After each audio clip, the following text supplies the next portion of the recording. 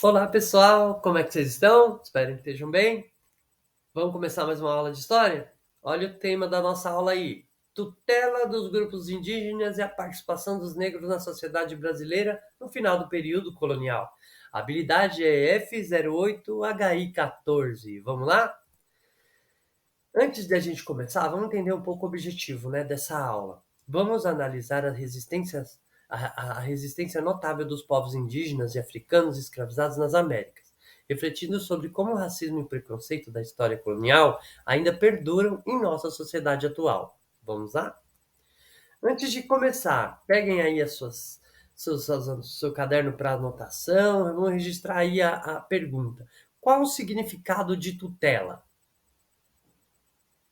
Alguém já tem aí? Muito bem, Júlia, isso mesmo. Atenção àquele menos favorecido, né? O mais fragilizado. Tá certo, isso mesmo. E vamos, a partir dessa pergunta, passar para a próxima. Os povos indígenas necessitam de tutela? Olha que o verbo está no presente. Necessitam? Não, né, Lucas? Por quê? Ah, muito bem, Maria. A Constituição, a nossa Carta Magna, né? Ela traz o indígena como cidadão, né? Agora como um compatriota e não mais necessitando de tutela. Vamos para a nossa análise compartilhada de imagem. Temos duas imagens, uma ilustração de Debré e uma imagem aqui do Padre José de Anchieta catequizando índios brasileiros. E aí, o que a gente consegue identificar? Muito bem, Beatriz. Isso mesmo, né? Os indígenas estão sendo escoltados ali por soldados, mas tem um detalhe aqui. Nesse período, os indígenas eram chamados de selvagens. Por isso a escolta, né? Selvagens, ou pessoas rebeldes, né? E nesse período eles eram tratados assim. E nessa outra imagem? Certo, Matheus, muito bem. O indígena aqui ele está sendo catequizado. Isso, eles tinham uma cultura, mas essa cultura está sendo retirada dele com a imposição da catequese. Isso aí foi trazida pelos padres jesuítas. Os padres jesuítas vieram aí com a missão de catequizar, né, os indígenas. Vamos continuar? Olha, mais duas imagens aí. Africanos escravizados na sociedade do Brasil colonial. Temos de um lado aqui um negro amordaçado, né? E do outro um negro sendo açoitado em praça pública, né? Olha o nome, o título da gravura de Rugendas. Punições Públicas, Praça de Santana, né?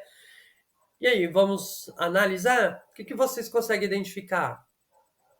Isso, muito bem, Carlos. O amordaçado, né? Ele tá ali por quê? Porque ele não pode comer. Tem determinadas comidas que eles não podiam, né, comer. Tem uns furinhos ali, eles poderiam até beber alguma coisa, mas comer não. E na punição na praça pública? Paulo, tá certinho. O negro, ele era punido para os outros verem. Então, tinha uma punição ali psicológica, né? Ó, se você fizer errado, acontece isso. Se você desobedecer, se você se revoltar, os revoltosos também eram punidos, né? Então, a questão da praça pública tinha uma função muito psicológica, né? E além da punição severa, né? Vamos para a próxima? Temos aqui uma escrava babá cuidando dos filhos do senhor, né? O Eugene Keller. E do outro lado a gente tem mais uma imagem de Debré, né? A vida na Casa Grande. A gente tem a família aqui do senhor e tem os seus escravos. Percebam aí uma diferença? Esses filhos sem roupa, né, gente? Pois é, o escravo ele tinha o seu filho, mas as condições deles ali continuava sendo de escravo, né? Isso mesmo. Como foi a participação dos africanos escravizados na sociedade do Brasil colonial? Vamos lá em cima dessa imagem? Olha a imagem de uma fazenda de café de Mark Ferris, de 1885. Né? Isso, muito bem, Carol. Os escravos eles estão todos vestidos, né? De roupa e tal. Antes, o que acontecia? Os escravos estavam só de, né, calça sem chinelo, sem sapato, sem camisa, e agora estão bem vestidos. Vejam que a gente está há 3 anos aí da abolição. Então teve uma evolução, mas eles ainda são escravos. Vamos para uma cronologia aqui das leis. 1824, educação gratuita, exceto para os negros. 1871, lei do ventre livre.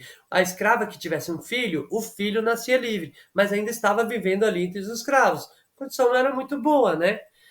Em 1885, a lei do sexagenário. O escravo que fizesse 60 anos, ele tinha liberdade. Mas para chegar aos 60, nessa condição severa que eles viviam, era meio difícil, né?